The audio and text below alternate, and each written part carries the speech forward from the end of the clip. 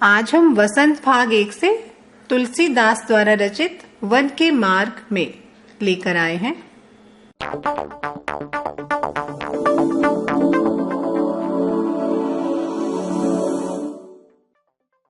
पूर ते निकसी रघुवीर बधु धरी धीर दय मग में डग दवे। झलकी भरी भाल करी जल की पूट सुखी गए मधुरा धरवे। फिरी बूझती हैं चलनो अब केत की पर्ण कुटी करहियो कित हवे। तिय की लखी आतुरता पिय की अखियां अति चारू चली जल चवे। इस भाग का प्रसंग इस तरह से है। ये पंक्तियां हमारी पाठ्य पुस्तक वसंत से वन के मार्ग में कविता से ली गई हैं। इसके कवि तुलसीदास जी हैं। इन पंक्तियों में उन्होंने वन के मार्ग में चलने से दुखी सीता के बारे में बताया है। सरलार्थ इस तरह से है।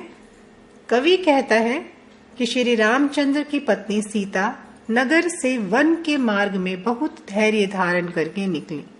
वन के मार्ग में अभी वह 2 कदम ही चली थी कि उसके माथे पर पसीने की बूंदें झलकने लगी। उसके मधुर होठ भी सूख गए। उसके बाद उसने श्री राम से पूछा कि अभी कितनी दूर और चलना है। आप पत्तों से बनने वाली कुटिया कहाँ बनाएंगे? सीता की ऐसी व्याकुलता देखकर श्री राम की सुंदर आंखों से आंसू बहने लगे। अब हम वन के मार्ग में का अगला भाग पढ़ेंगे। जल को गए लखन है लरिका परिखो पिए छा घरी हवे डाठे। पूछ ही पसिउ ब्यारी करो अरु पाए परखारी हो भूभरी डाढ़े। तुलसी रघुवीर प्रिया श्रम जानी के बैठी बिलम लो कटक काढ़े। जान की नहा को नहीं लख्यो पुल को तनु बारी बिलोचन बाढ़े। इस भाग का प्रसंग इस तरह से है। इसके कवि तुलसीदास जी हैं। इन पंक्तियों में उन्होंने राम और सीता के आपसी प्रेम का सुंदर वर्णन किया है।